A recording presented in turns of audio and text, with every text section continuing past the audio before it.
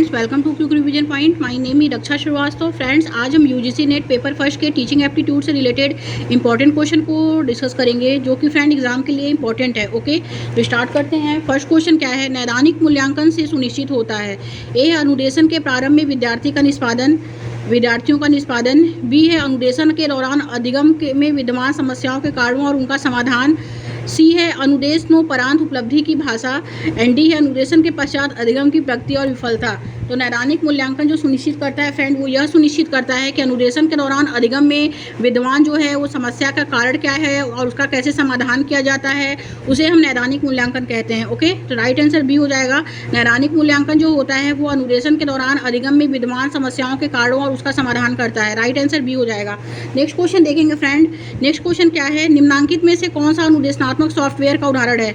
ए है audio podcast, B है मुद्रित सामग्री या पुस्तक, सी है रेडियो वार्ता, डी है एडुसेट। ओके, तो अनुदेशनात्मक सॉफ्टवेयर का जो उदाहरण है फ्रेंड, वो यह है रेडियो वार्ता। रेडियो वार्ता क्या है? रेडियो वार्ता जो है अनुदेशनात्मक सॉफ्टवेयर का उदाहरण है। ओके, राइट आंसर सी हो जाएगा। आगे देखते हैं फ्रेंड। नेक्स्ट क्वेश्चन क्या है? किस शिक्षण सहायक सामग्री से पठन, स्वरण और उच्चारण जैसे कौशल में अभिवृद्धि होती है? ए है सव्यभाषिक शिक्षण सहायक सामग्री, बी है वैज्ञानिक शिक्षण सहायक सामग्री, सी है सामान्य ज्ञान शिक्षण सहायक सामग्री, एंड डी है सिद्धांत आधारित शिक्षण सहायक सामग्री। तो किस शिक्षण सहायक सामग्री से पठन, स्वरण और उच्चारण जैसे कौशल में अभिवृद्धि होती है? तो वो होता है फ्रेंड इसमें सव्यभाषिक शिक्षण सहायक सामग्री। सव्यभाषिक शिक्षण सहायक सामग्री एक ऐसी शिक्षण सहायक सामग्री है जिसमें हम पठन से रिलेटेड, पढ़ने से रिलेटेड, सुनने से रिलेटेड और उसके उच्चारण से रिलेटेड जैसे स्किल्स को क्या करते हैं, उसमें जो होता है उसकी अभिवृद्धि होती है। ओके, तो राइट आंसर जो हो जाएगा फ्रेंड, वो हो जाएगा इसमें ए। नेक्स्ट क्वेश्चन देखेंगे। नेक्स्ट क्वेश्चन क्या है? नीचे दी गई सूची में से उन अनुदेशनात्मक पक्षों की पहचान कीजिए जो कक्षा की योजना की संरचना का अंश हैं। सूची के नीचे दिए गए विकल्प में से सही उत्तर चुनिए। अनुदेशनात्मक क्रियाकलाप की सूची जो होती है वो क्या है? वो है फर्स्ट है इसमें विद्यार्थियों का ध्यान प्राप्त करना। ओके, सेकंड है इसमें विद्यार्थियों का पूर्वकालिक ज्ञान। थर्ड है अधिगमकर्ता को उद्देश्यों के बारे में सूचित करना। एंड फोर्थ है अधिगम को पूर्वापेक्षिता के रूप में सूचित करना। ओके, तो राइट आंसर जो होगा फ्रेंड पहला, दूसरा, तीसरा, चौथा इसमें राइट हो जाएगा। ओके, तो राइट आंसर जो होगा फ्रेंड ए हो जाएगा इसमें। आगे देखते हैं। नेक्स्ट क्वेश्चन क्या है? शिक्षण में चर्चा पद्धति प्रभावशाली रूप से आयोजित करने के लिए निम्नलिखित शर्तों को पूरा होना चाहिए। ए है इसमें विषय सरल हो, बी है विषय पहले से ही घोषित हो, और सी है इसमें विषय समान रुचि का हो। ओके, और डी है एक से अधिक शिक्षक की उपलब्धता, एंड ई है सहभागियों की भाषा की सहजता। ओके, तो इसमें करेक्ट आंसर जो होगा फ्रेंड वो हो जाएगा कि शिक्षण में चर्चा की पद्धति प्रभावशाली रूप से आयोजित करने के लिए निम्नलिखित शर्तों को पूरा होना चाहिए। तो वो होना चाहिए विषय पहले से ही घोषित हो। ओके, फिर होगा इसमें विषय समान रुचि का हो, फिर है इसमें सहभागियों की भाषा की सहजता। ओके, तो दूसरा, तीसरा और पांचवा राइट आंसर हो जाएगा। तो करेक्ट आंसर जो होगा फ्रेंड वो हो जाएगा ए। आगे देखेंगे। बहुल बुद्धि सिद्धांत का विकास किसने किया? ए है अल्फ्रेड बिने, बी है एल थर्स्टन, सी है चार्ल्स स्पीयरमैन, एंड डी है हार्वर्ड गार्डनर। तो बहुल बुद्धि सिद्धांत का जो विकास किया था वो किया है इसमें हार्वर्ड गार्डनर ने। ओके, हार्वर्ड गार्डनर का जो था वो बहुबुद्धि का सिद्धांत था। इसमें उन्होंने 8 प्रकार की बुद्धिमत्ता को बताया है। तो राइट आंसर जो होगा फ्रेंड डी हो जाएगा। आगे देखेंगे। नेक्स्ट क्वेश्चन क्या है? प्रभावशाली शिक्षण व्यवहारों की सूची में उन्हें चुनिए जिन्हें मुख्य व्यवहार कहा जाता है। तो क्या कहा जाता है? फर्स्ट इसमें सभी विद्यार्थियों को प्रत्यक्ष, श्रव्य और मौखिक पढ़ाएगी। एंड सेकंड गलत है, विद्यार्थियों को उत्तर विस्तारित करने के लिए प्रोत्साहित करना, तो ये गलत है। थर्ड है अधिगमकर्ताओं के साथ उत्साहपूर्ण और शिक्षा प्रदायी संबंध, ये भी गलत है। फोर्थ क्या है? प्रस्तुतिकरण के विविध तरीके, ये करेक्ट है। फिफ्थ है कक्षा को कम से कम अस्त व्यस्त करते हुए दुर्व्यवहार को रोकना। ओके, तो ये करेक्ट है। तो पहला, चौथा और पांचवा राइट आंसर हो जाएगा। तो राइट आंसर ए हो जाएगा फ्रेंड। नेक्स्ट क्वेश्चन देखेंगे। नेक्स्ट क्वेश्चन है निम्नलिखित कथनों में से कौन सा समावेशी शिक्षण की अवधारणा की व्याख्या करता है? तो समावेशी शिक्षण की अवधारणा की जो व्याख्या करता है, ए है शिक्षक नैसर्गिक रूप से प्रतिभावान विद्यार्थियों के अधिगम को सुकर बनाता है, बी है शिक्षक कमजोर विद्यार्थियों के अधिगम को सुकर बनाता है, सी है शिक्षक विद्यार्थियों को सीखने के लिए उनके माता पिता को सहयोग लेता है, एंड डी है शिक्षक विभिन्न पृष्ठभूमियों के विद्यार्थियों को एक ही कक्षा में एक साथ सिखाता है। तो राइट आंसर जो होगा फ्रेंड वो डी हो जाएगा कि शिक्षक जो होता है विभिन्न पृष्ठभूमियों के विद्यार्थियों को एक ही कक्षा में एक साथ सिखाता है। राइट आंसर जो होगा डी हो जाएगा। ओके, आगे देखते हैं फ्रेंड नेक्स्ट क्वेश्चन क्या है। नेक्स्ट क्वेश्चन है निम्नलिखित में से कौन सा अधिगमकर्ताओं को संवेगात्मक बुद्धि का सर्वोत्तम विवरण प्रस्तुत करता है। तो कौन करता है, तो ए है इसमें, फर्स्ट है इसमें कि दूसरे लोगों और स्वयं अपने संवेगों को समझना और स्वयं को बलपूर्वक अभिव्यक्त करना, तो ये गलत है। चिंतन में विवेकपूर्ण होना, ये भी गलत है। फोर्थ क्या है, स्थिति के अनुरूप अपने संवेगों का समायोजन करना, ये करेक्ट है।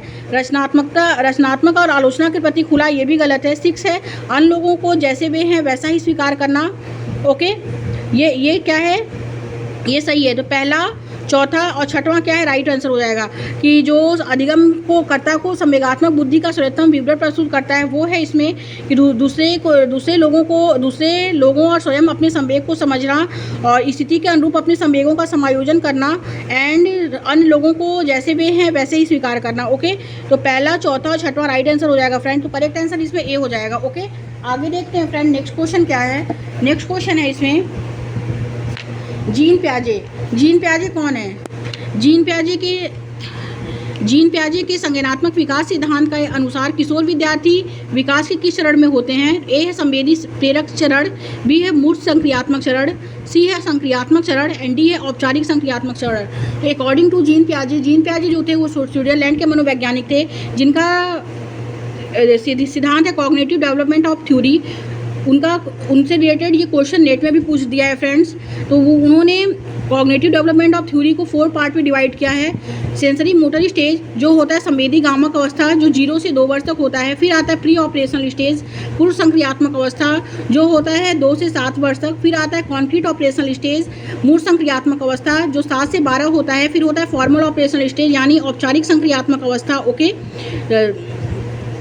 जिसे हम कहते हैं किशोरावस्था। तो जीन प्याजे के संज्ञानात्मक विकास सिद्धांत के अनुसार किशोर विद्यार्थी विकास के किस चरण में होते हैं, वो होते हैं औपचारिक संक्रियात्मक अवस्था यानी जीन प्याजे की 4 स्टेज होती है। ओके, नेक्स्ट क्वेश्चन देखेंगे। नीचे शिक्षण विधियों और उपागम दिए गए हैं, उनमें से कौन कौन सा व्यष्टि सापेक्ष उपागम है। तो ए है प्रदर्शन विधि एंड सेकंड है मॉड्यूलर उपागम, थर्ड है अभिक्रमित अधिगम एंड फोर्थ है व्यष्टि सापेक्ष शिक्षण एंड फिफ्थ है सहयोगात्मक विधि। ओके, तो इसमें राइट आंसर जो हो जाएगा फ्रेंड वो होगा कि मॉड्यूलर उपागम, फिर होगा अभिक्रमित अधिगम, फिर होगा इसमें व्यष्टि सापेक्ष शिक्षण और सहयोगात्मक विधि ये गलत है। दूसरा, तीसरा, चौथा राइट हो जाएगा। तो राइट आंसर जो होगा फ्रेंड बी हो जाएगा।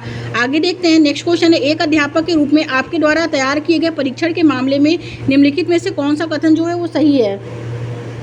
तो ए है यदि परीक्षण विश्वसनीय है तो वह वस्तुनिष्ठ होगा और बी है इसमें यदि परीक्षण वैधता रखता है तो वो विश्वसनीय ही होगा और सी है यदि परीक्षण विश्वसनीय है तो वो वैधता भी रखेगा एंड डी है यदि परीक्षण वैधता रखता है और विश्वसनीय है तो यह उपयोज्य भी होगा। तो राइट आंसर जो होगा फ्रेंड वो बी हो जाएगा। यदि परीक्षण वैधता रखता है तो वो विश्वसनीय भी होगा। ओके, बी ऑप्शन करेक्ट हो जाएगा। आगे देखते हैं फ्रेंड नेक्स्ट क्वेश्चन क्या है।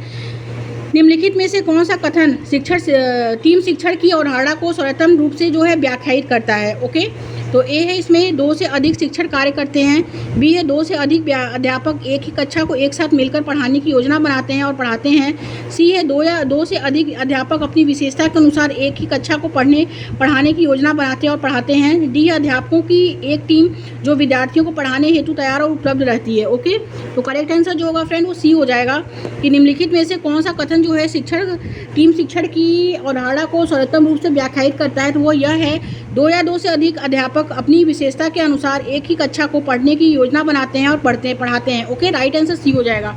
आगे देखते हैं फ्रेंड नेक्स्ट क्वेश्चन क्या है। शिक्षण की प्रभावशीलता का निर्णय करने में निम्नलिखित में से किन बिंदुओं पर विचार किया जाता है। तो फर्स्ट इसमें सभी विषयों में विद्यार्थियों का प्राप्तांक, सेकंड है शिक्षण उद्देश्यों की प्राप्ति का स्तर, थर्ड है सीखने में विद्यार्थियों द्वारा लिया गया समय, फोर्थ है शिक्षण में अध्यापक द्वारा प्रयोग में लाया जाने वाला संसाधन एंड फिफ्थ है कक्षा में विद्यार्थियों की उपस्थिति की नियमितता। तो शिक्षण की प्रभावशीलता का निर्णय करने में निम्नलिखित में से किन बिंदुओं पर विचार किया जाता है। तो वो है इसमें फ्रेंड शिक्षण उद्देश्य की प्राप्ति का स्तर, सीखने में विद्यार्थियों द्वारा लिया जाने वाला समय एंड शिक्षण में अध्यापक द्वारा प्रयोग में लाया जाने वाला संसाधन। दूसरा, तीसरा, चौथा इसमें राइट आंसर हो जाएगा।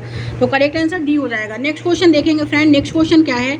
नेक्स्ट क्वेश्चन है एक अध्यापक विद्यार्थी के अधिगम की कठिनाइयों को ज्ञात करना चाहता है, निम्नलिखित में से किस परीक्षण का उपयोग किया जा सकता है। तो ए है संकलनात्मक परीक्षण, बी है निम्नात्मक परीक्षण, सी है निष्पादन परीक्षण एंड डी है नैदानिक परीक्षण। तो करेक्ट आंसर जो होगा फ्रेंड इसमें डी हो जाएगा, नैदानिक परीक्षण। ओके, आगे देखते हैं। नीचे 2 स्तंभ दिए गए हैं, स्तंभ ए है कि शिक्षण की विधियां दी गई हैं और स्तंभ बी में विधि के महत्वपूर्ण पक्ष का उल्लेख है। इन दो स्तंभों को सुमेल करना है। तो स्तंभ ए क्या है? शिक्षण विधि, एंड स्तंभ बी है विधि के महत्वपूर्ण पक्ष। ओके, सहयोगात्मक विधि, फिर है सहकारी विधि, रचनात्मक विधि, टीम शिक्षण। ओके, सहयोगात्मक विधि क्या होती है? सहयोगात्मक विधि जो होती है फ्रेंड, वो होती है जब विद्यार्थी अधिगम कार्यकलाप के विभिन्न पहलुओं को साझा करते हैं। तो ए का थर्ड हो जाएगा। ओके, और बी जो है सहकारी विधि जो होती है फ्रेंड, वो होती है जब विद्यार्थीगण अधिगम में एक दूसरे की सहायता करते हैं। बी का 4 हो जाएगा। एंड सी है रचनात्मक विधि जो होती है, वो यह होती है जब विद्यार्थियों पर ज्ञान के सीजक के रूप में जोर दिया जाता है। सी का 2nd हो जाएगा। एंड डी जो है टीम शिक्षण जो होता है, उसका 1st हो जाएगा। शिक्षण में अध्यापकों की विशेषताओं का उपयोग किया जाता है। ओके, डी का 1st हो जाएगा। तो राइट आंसर जो होगा फ्रेंड, वो होगा 3rd, बी। ए का जो होगा वो थर्ड होगा, बी का 4 होगा, सी का 2nd होगा, डी का 1st होगा। राइट आंसर बी हो जाएगा। आगे देखते हैं निम्नात्मक मूल्यांकन का मुख्य उद्देश्य क्या है। ए है विद्यार्थियों को अगली कक्षा में प्रोन्नत करना, बी है विद्यार्थियों के अधिगम को बढ़ाना, सी है कक्षा में सहयोग को बढ़ावा देना, एंड डी है अधिगम की कठिनाइयों को समझना। तो करेक्ट आंसर जो होगा फ्रेंड, वो 2nd हो जाएगा, विद्यार्थियों के अधिगम को बढ़ाना। ओके, बी ऑप्शन राइट हो जाएगा। आगे देखते हैं फ्रेंड, शिक्षक निम्नलिखित में से किस शिक्षण सहायक सामग्री का प्रयोग कक्षा में प्रत्यक्ष अंतःक्रियात्मक युक्ति के रूप में कर सकता है। तो नीचे दिए गए कूट में से अपना उत्तर चुनना है। ओके, तो इसमें जो है फ्रेंड ईमेल जो है ये गलत है, स्काइप है और ऑनलाइन चैट है और टेली कॉन्फ्रेंसिंग है। ओके, फेसबुक और ब्लॉग नहीं है। दूसरा, तीसरा, चौथा राइट हो जाएगा। तो राइट आंसर बी हो जाएगा। आगे देखते हैं फ्रेंड, नेक्स्ट क्वेश्चन क्या है।